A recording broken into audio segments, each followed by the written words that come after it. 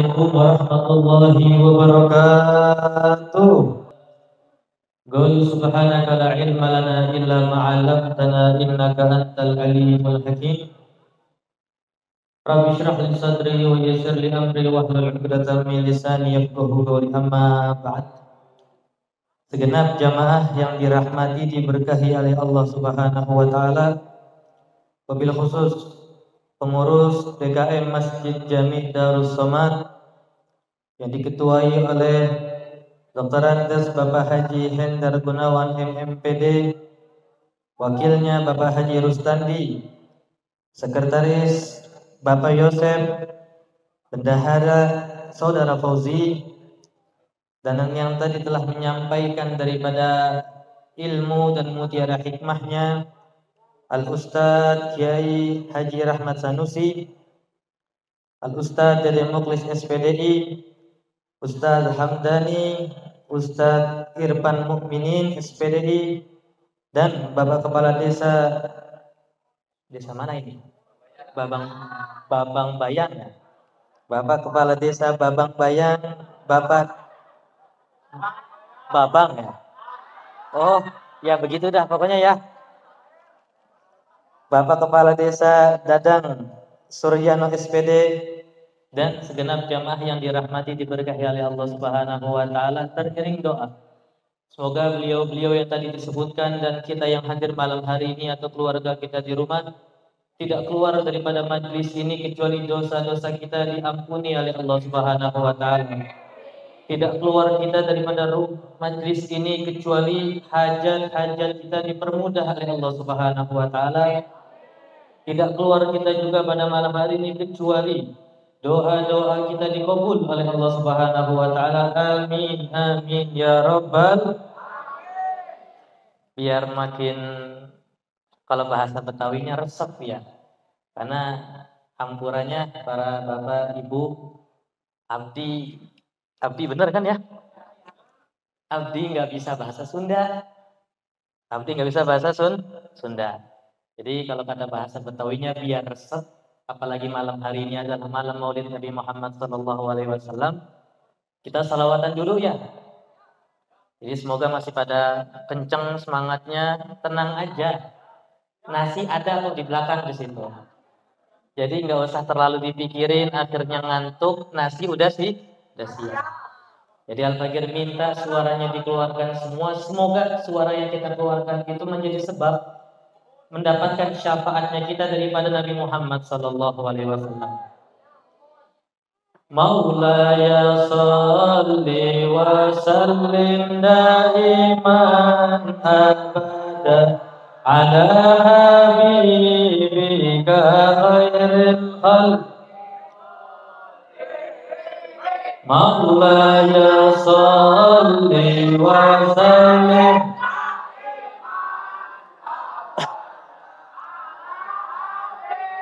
bika khairil khalqi kulli huwal habibul ladzi syafa'atuhu li kulli hawlin ahwali muqtahami maula.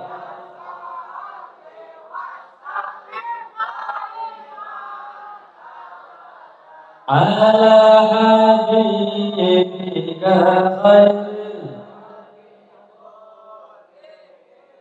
Muhammadun sayyidul kaunaini thaqalaini wal fariqaini min urbin wa min ajami maula.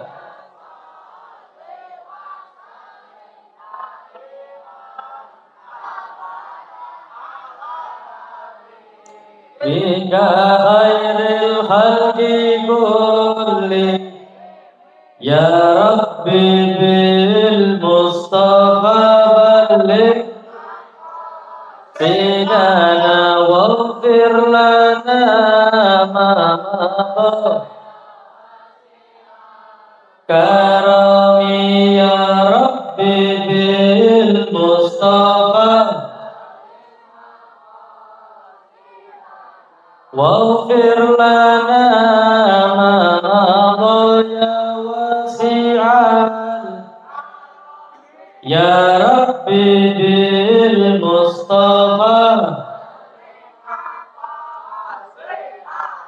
waghfir lana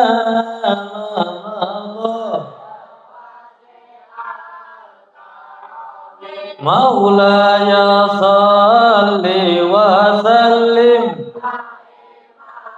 abada ala habibika khairil.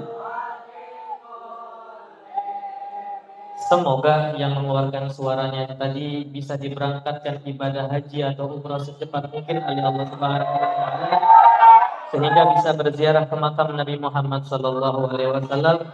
Dan semoga sebab salawat yang tadi kita baca tadi ketika meninggal dunia nanti meninggal dalam keadaan husnul khatimah yang menuntun dua kalimat syahadat langsung baginda Rasulullah sallallahu alaihi wasallam. Amin amin ya rabbal.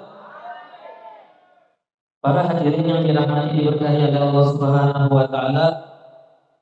Boleh curhat dulu enggak sih ya? Boleh ya? Nuhun tuh apa artinya? Oh iya. Jadi mohon maaf jika nanti dalam tausiahnya enggak lama karena minta doanya dari segenap jamaah yang hadir malam hari ini biar Al-Fajr selalu sehat, selalu dapat perlindungan dari Allah Subhanahu wa taala. Karena besok pagi Al-Fajr harus berangkat ke Sumatera. Tiketnya jam 9-an, maka kita dari rumah jam 7 dari Bekasi menuju Bandara Soekarno-Hatta. Jadi mohon maaf jika malam hari ini tidak terlalu lama karena masih banyak yang harus kita lakukan nanti di Sumatera mulai dari besok sampai tanggal 10 November. Oleh karenanya Al-Fajr minta doa kepada para jamaah agar kita semua diberi sehat oleh Allah Subhanahu wa taala. Langsung aja ke intinya ya. Malam hari ini kita memperingati Maulid Nabi Muhammad sallallahu alaihi wasallam. Pernah dikatakan ada seorang murid bertanya kepada gurunya, "Ya Syekh, wahai guru, kira-kira apa yang sedang dilakukan oleh Allah Subhanahu wa taala saat ini juga?" Maka dengan lantang Syekh tersebut mengatakan pada saat ini juga Allah Subhanahu wa taala sedang bersalawat kepada Nabi Muhammad sallallahu alaihi wasallam. Maka murid tersebut nanya, apakah ada dalilnya ya Syekh? Bahwasanya detik ini saat ini Allah Subhanahu wa taala sedang bersalawat kepada Nabi Muhammad sallallahu alaihi wasallam. Maka Syekh tersebut mengatakan Allah Subhanahu wa taala berfirman, "Innallaha wa malaikatahu yusholluna 'alan nabi ya ayyuhalladzina amanu shallu 'alaihi wa sallimu taslima." Maka Allah Subhanahu wa taala bersama para malaikatnya sedang bersalawat kepada Nabi Muhammad sallallahu alaihi wasallam. Banyak daripada orang-orang yang hidup di akhir zaman seperti kita pada hari ini menyepelekan daripada dahsyatnya salawat Nabi Muhammad sallallahu alaihi wasallam. Sebagaimana tadi disebutkan oleh MC, alhamdulillah Al-Fajr pernah ngerasain keluar negeri, wabil khusus ke Libanon.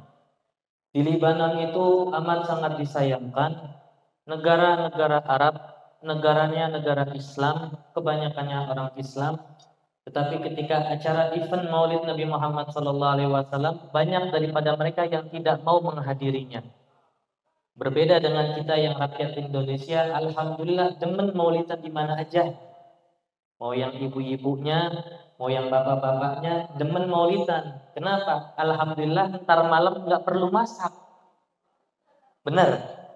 Kenapa? Karena dapat B. Nah, para ustadznya, para kiainya, alhamdulillah berkah juga di situ. Kalau dari pagi udah acara, seharian tuh istri nggak perlu masak. Karena setiap satu acara satu besek. Cukup kalau acaranya pagi, siang, sore, malam, wah itu kulkas penuh di situ.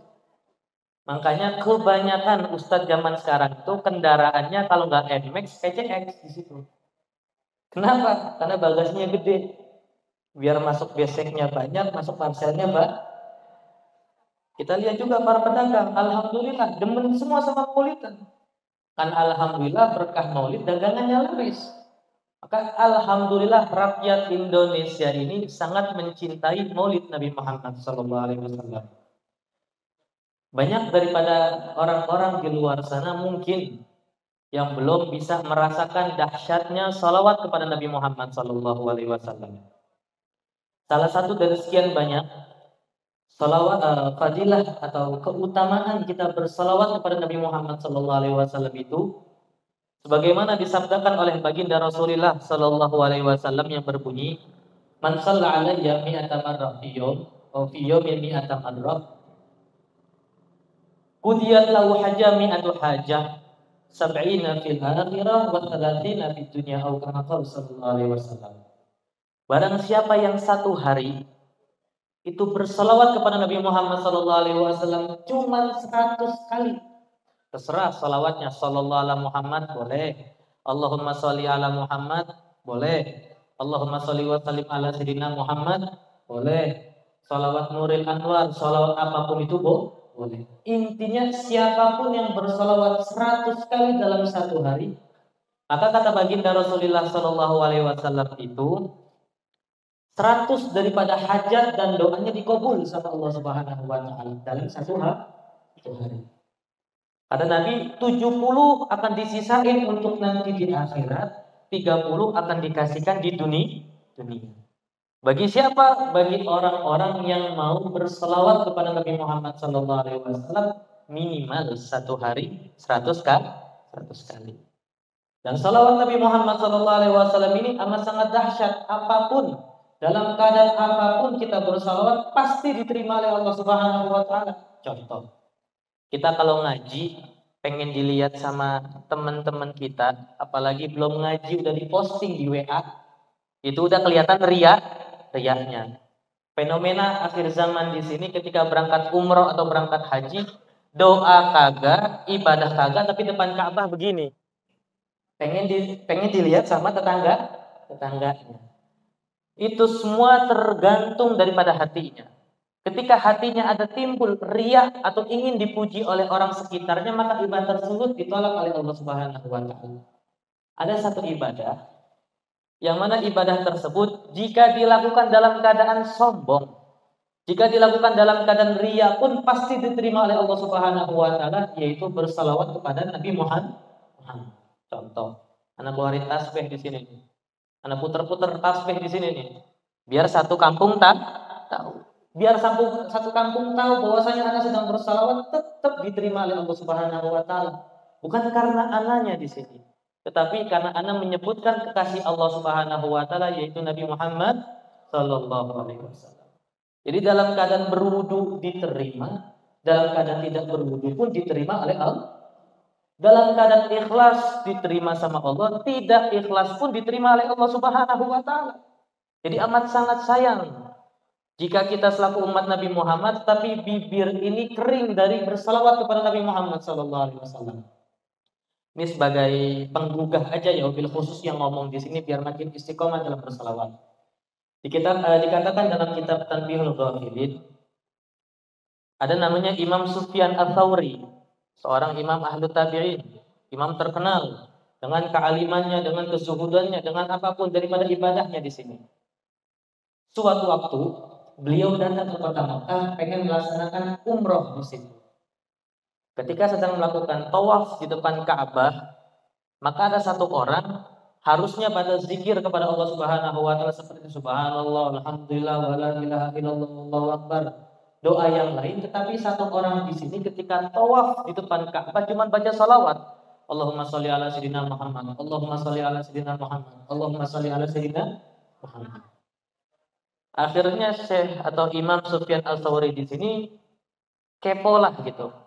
Dipanggil, "Ya Syekh, wahai fulan, engkau ini ketika sedang tawaf di depan Ka'bah, maka hendaknya berzikir. Labbaik Allahumma labbaik, subhanallah walhamdulillah wala ilaha illallah wallahu akbar." Apapun itu berdoa depan Ka'bah sambil tawaf di sini. Mengapa engkau dari awal sampai akhir cuma baca salawat?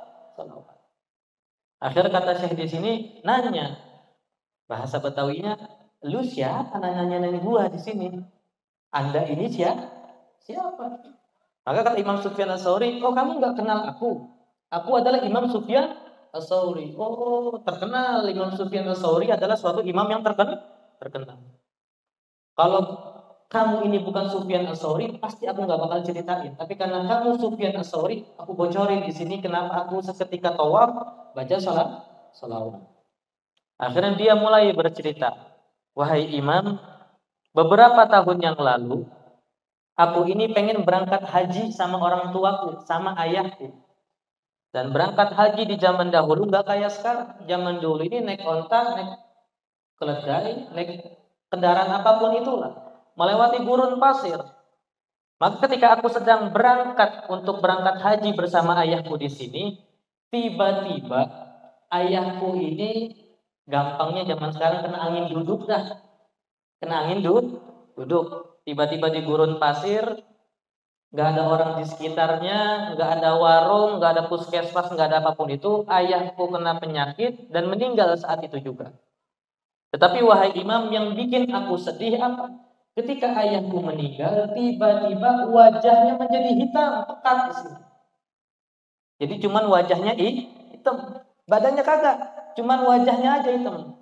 Maka aku bersedih, ya Allah, dosa apa yang dilakukan oleh ayahmu ini sampai-sampai pengen berangkat haji meninggal, tapi mukanya hitam. Karena saking sedihnya, akhirnya pemuda ini tertidur. Dalam tidurnya ternyata beliau melihat, dan di sampingnya dalam mimpi tersebut tetap masih ada ayahnya tiduran di sini. Ada satu orang lelaki yang baunya sangat khas, sangat harum, sangat wangi. Mukanya bercahaya, mendatangi ayahnya yang sudah tergeletak sambil mukanya gelap di situ. Lalu dibuka oleh orang di sini, penutup mukanya, diusap mukanya di sini. Ketika selesai diusap, akhirnya dengan takdir Allah Subhanahu wa taala, muka sang ayah bukan cuma bersih, glowing di sini, bercahaya. Maka ketika udah bersih, udah glowing, udah bercahaya, si orang di sini berdiri mau meninggalkan si anak sama bapaknya. Ketika udah mulai berbalik badan, dipeganglah tangan tersebut sama si anak. Ditanya sama anak itu, "Wahai fulan, siapakah engkau ini?" Maka kata beliau, "Kamu nggak kenal aku nggak kenalmu," kata si pemuda ini. Maka kata orang ini, "Aku adalah Rasul Muhammad Sallallahu Alaihi Wasallam." Maka ketika dikasih tahu bahwasanya beliau adalah baginda Rasulullah, cepat-cepat dipeluk di situ. Karena kulit yang bersentuhan dengan kulit baginda Rasulullah diharamkan daripada neraka Allah Subhanahu wa taala. Ketika dipeluk, si anak ini nanya sama Rasulullah, "Ya Rasulullah, aku pengen tanya, kok bisa ayahku ini pengen berangkat haji padahal ibadah? Kok tiba-tiba meninggal dan dia di sini mukanya gelap?" Maka kata baginda Rasulullah sallallahu alaihi wasallam, "Wahai fulan, ketahuilah bahwasanya ayahmu ini selama hidup di dunia musrif." Musrif di sini artinya apa ya? Udahlah, terobos aja, sholat nggak sholat bodo amat. Sholat maghrib nanti aja, besok ada maghrib juga. Nggak sholat zuhur kenapa? Besok masih ada zuhur. Nggak mau Jumatan kenapa? Minggu depan masih ada Jumat. Puasa Ramadan nggak puasa kenapa? Karena tahun depan masih ada bulan Ramadan. Intinya semuanya dibablas sama si bapak di sini. Tetapi ayahmu di sini punya keistiqomahan, yaitu selalu membaca salawat kepada Nabi Muhammad SAW. Karena berkah salawat, akhirnya dalam mimpinya aja Rasulullah kasih syafaat. Setelah mendengar itu, si anak kebangun dari mimpinya. Ketika dibuka penutup wajah ayahnya, ternyata benar aja ayahnya mukanya bercahaya. Tidak lain, tidak bukan karena bersalawat kepada Nabi Muhammad Sallallahu Alaihi Wasallam. Nah, tinggal kita aja yang hadir malam hari ini. Sudah yakinkah bahwasanya sholat kita ini pasti dikabul, pasti diterima sama Allah? Sudah yakinkah bahwasanya zikir yang kita baca subhanallah, la ilaha illallah, alhamdulillah, Allahu akbar pasti dikabul sama Allah? Yakin? Puasa, apakah sudah yakin diterima sama Allah Subhanahu wa taala? Sedekah, zakat, apapun itu, apakah sudah yakin semuanya diterima sama Allah Subhanahu wa taala? Jika semuanya masih belum yakin diterima sama Allah Subhanahu wa taala, maka pegang satu amalan yang pasti diterima sama Allah, yaitu salawat kepada baginda Rasul Muhammad sallallahu alaihi wasallam. Jadi bisa dimengerti dengan baik. Mau yang tua, mau yang muda, baca salawat yang banyak. Insya Allah satu demi satu hajatnya akan dipermudah oleh Allah Subhanahu wa taala. Para jamaah yang dirahmati, diberkahi oleh Allah Subhanahu wa taala, sebagai penutup, sebagai penutup, Al-Fagir ingin sharing sedikit karena ini kebanyakan ditanya oleh beberapa orang di daerah-daerah. Yang pertama khusus untuk laki-laki. Khusus untuk laki-laki. Jika azan Jumat telah berkumandang dan khatib telah khutbah di atas mimbarnya, maka jangan ada sekali-kali duduk di depan masjid, misalkan ada warung, ada orang yang dagang, jangan pernah ada yang duduk di situ. Kenapa? Karena fadilah bagi lelaki itu mendengarkan khutbah dari awal sampai akhir. Ini yang pertama. Lalu yang kedua, untuk para pedagang, dalam fikih juga disebutkan bahwasanya ketika azan kedua daripada sholat Jumat telah berkumandang, maka diharamkan berjualan saat itu juga. Sampai kapan? Sampai setelah sholat Jumat. Sudah kelar Jumatan, baru boleh berdagang kembali. Insya Allah Bapak Ibu mungkin akan berangkat haji atau umrah secepat mungkin. Nanti perhatiin, kalau udah hari Jumat di sana tuh pada tutup. Karena mengetahui bahwasanya afdoliyah dari jam 11 sampai jam 1 bukan dagangan, tetapi adalah beribadah kepada Allah. Habib, bagaimana hukumnya berjualan ketika khatib sedang berkhutbah? Hukum jualannya tetap sah tapi haram. Hukum jualannya tetap sah tapi haram. Ngapain kita nggak dapat rezeki, dapat duit 10.000, 20.000, tapi 20.000 ini haram, akhirnya masuk ke istri kita, ke anak kita, masuk bagian-bagian yang haram. Na'udzubillah min dzalik. Akhirnya istri kita tidak patuh kepada kita, anak kita durhaka kepada kita. Karena sebab apa? 5.000. Karena sebab 10.000. Lagian juga kalau tutup dari jam 11 sampai jam 1 kan gak mungkin rugi gitu. Gak mungkin rugi. Ambil afdoliyahnya, ambil keberkahannya dari jam 11 siang sampai jam setengah 1 atau jam 1 tergantung daerah masing-masing. Usahakan jangan ada yang dagang. Fokus untuk beribadah kepada Allah di hari Jumat. Karena Sayyidul Ayam, pemimpinnya hari. Semua ibadah yang dilakukan di hari Jumat semua dilipat gandakan oleh Allah Subhanahu wa taala. Jadi untuk para lelaki di sini kalau udah hari Jumat jam 11, mandi yang bersih, wudu yang benar, dengerin khutbah, maka insya Allah dosa kita diampuni sama Allah dari Jumat ini sampai ke Jumat yang depan, ditambah 3 hari di situ.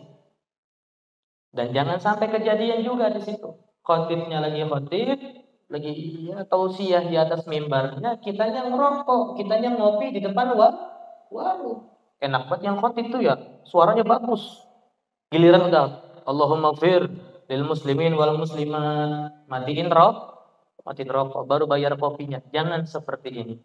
Eman umur kita, sayangin umur kita. Cuman sebentar dari jam 11 sampai jam setengah 1, jangan dagangan dulu, berhenti ngerokoknya, berhenti ngopinya, semuanya beribadah kepada Allah Subhanahu wa taala. Umur enggak ada yang tahu. Umur enggak ada yang tahu. Ini yang pertama untuk para lelaki. Yang kedua untuk para perempuan. Banyak juga yang sering nanya ke Al-Fagir, boleh nggak sih pakai mukenanya model begini? Mukena zaman sekarang ya. Begini, kelihatan Bu? Kelihatan nggak begini? Kelihatan ya? Boleh nggak begini kira-kira pakai mukenanya? Kalau ke atas mah tutup nggak apa-apa di sini. Kita ngebahas masalah dagu dan leher di sini. Dan para suami tolong ajarin para istrinya. Jangan sampai kita lama-lama nikah sama tuh bini. Selama ini bini kita salah sholatnya. Akhirnya si suami yang bakal tanggung jawab di akhirat nanti. Kalau ada perempuan pakai mukenanya seperti ini, maka lehernya masih kelihatan. Ketika lehernya masih kelihatan nih, yang di sini ya, kelihatan ya. Ketika yang di sini masih kelihatan, ya otomatis auratnya kebuka. Dalam sholat harus menutup aurat. Cuman 2 bagian yang tidak boleh ditutup, muka sama telapak tangan. Nah ini bukan muka di sini nih, paham ya? Ini bukan muka. Jadi kalau pakai kerudung yang benar atau mukena dalam keadaan pengen sholat, ya Al-Fagir bahas masalah sholat aja di sini. Maka bagian atau batasan muka itu dari ujung tumbuhnya rambut sampai ujung dagu. Kita pegang dagu kita, oh di sini, berarti ketutup harus sampai sini. Bisa ngerti Bu? Kalau pakai mukenanya begini, ini kelihatan nggak? Kelihatan. Dan ini adalah aurat. Membuka aurat dalam sholat hukumnya haram dan sholatnya tidak sah. Kalau laki-laki gimana? Ya laki-laki nggak ketutup di situ, aman-aman aman-aman aja. Paham ya para ibu ya? Jadi mulai besok subuh di sini. Ketika sholat maka mukenanya jangan sampai begini doang. Asal ditutup sampai ujung dagunya di sini. Adapun lagi pengen hadir pengajian begini mah terserah. Pengen pakai kerudungan begini boleh, pengen pakai kerudungan ala pejabat yang cuma setengah doang boleh. Terserah itu mah. Itu masing mah. Karena kan pejabat begitu ya Bu ya. Makin tinggi jabatannya makin tinggi kerudungnya. Bukan makin ketutup tapi makin kebuka rambutnya. Kita nggak bahas masalah sholat di sini. Kenapa? Karena sholat imaduddin, sholat yang diperintahkan oleh Rasulullah SAW, sholat yang terakhir kali diucapkan oleh baginda Rasulullah ketika pengen meninggal, yaitu as-sholat. Jadi jangan sampai kita udah ibadah 10 tahun, 15 tahun, 20 tahun, tetapi salah sedikit aja. Sedikit apa? Dalam pakai kerudungnya, dalam pakai mukenanya. Jadi semoga mulai malam hari ini sampai seterusnya ibadah kita dalam keadaan sempurna diterima oleh Allah Subhanahu wa taala. Kita meminta kepada Allah Subhanahu wa taala agar yang hadir malam hari ini atau keluarganya di rumah diampuni dosanya oleh Allah Subhanahu wa taala. Kita meminta kepada Allah Subhanahu wa taala agar para tokoh masyarakat kita, agar para guru-guru kita dipanjangkan umurnya oleh Allah Subhanahu wa taala dalam kesehatan, ketaatan, keafiatan. Kita meminta kepada Allah Subhanahu wa taala agar diri kita dan orang tua kita di rumah dan keluarga kita di rumah dipermudah urusannya oleh Allah Subhanahu wa taala. Setiap jamaah yang sedang memiliki hutang piutang agar hutang tersebut dilunasi oleh Allah Subhanahu wa taala. Kita meminta pada Allah Subhanahu wa taala setiap jamaah yang rezekinya sedang sempit agar rezeki tersebut diluaskan oleh Allah Subhanahu wa taala. Kita meminta pada Allah Subhanahu wa taala siapapun yang telah membantu terselenggaranya acara malam hari ini agar diberkahi hidupnya oleh Allah Subhanahu wa taala. Hartanya diganti sebanyak mungkin, seberkah mungkin, seluas mungkin oleh Allah Subhanahu wa taala. Kita meminta pada Allah Subhanahu wa taala agar kita yang hadir malam hari ini atau keluarga kita di rumah dijauhkan dari segala macam musibah, dijauhkan dari segala macam bencana, dijauhkan dari segala macam penyakit. Kita meminta pada Allah Subhanahu wa taala agar kita yang hadir malam hari ini atau keluarga kita di rumah diberangkatkan ibadah haji atau umrah secepat mungkin oleh Allah Subhanahu wa taala sehingga bisa berziarah ke makam Nabi Muhammad sallallahu alaihi wasallam. Kita meminta kepada Allah Subhanahu wa taala agar puncaknya kita meninggal dalam keadaan husnul khatimah. Allahumma hadza du'auna kama amartana fastajib lana kama wa'adtana innaka la tukhliful mi'ad bi rahmatika ya arhamar rahimin. Rabbana zalamna anfusana wa illam taghfir lana wa tarhamna lanakunanna minal khasirin. Rabbana atina fid dunya hasanah wa fil akhirati hasanah wa qina adzabannar. Subhana rabbika rabbil izzati amma yasifun wa salamun alal mursalin walhamdulillahi rabbil alamin. Ala hadhihi niyyah wal sallallahu. Al-Fatihah. A'udzu billahi minasyaitonir rajim. Bismillahirrahmanirrahim. Alhamdulillahi rabbil alamin arrahmanir rahim maliki yaumiddin. Iyyaka na'budu wa iyyaka nasta'in ihdinas siratal mustaqim. Siratal ladzina an'amta 'alaihim ghairil maghdubi 'alaihim waladdallin. Amin. Semoga ada manfaatnya, semoga ada berkahnya dan semoga pulang daripada sini bawa ilmu yang bermanfaat, ilmu yang berkah, ilmu yang bisa berguna untuk saat ini dan masa depan. Amin, amin ya rabbal. Ambil baiknya, buang buruknya. Kurang lebih mohon maaf. Assalamualaikum warahmatullahi wabarakatuh.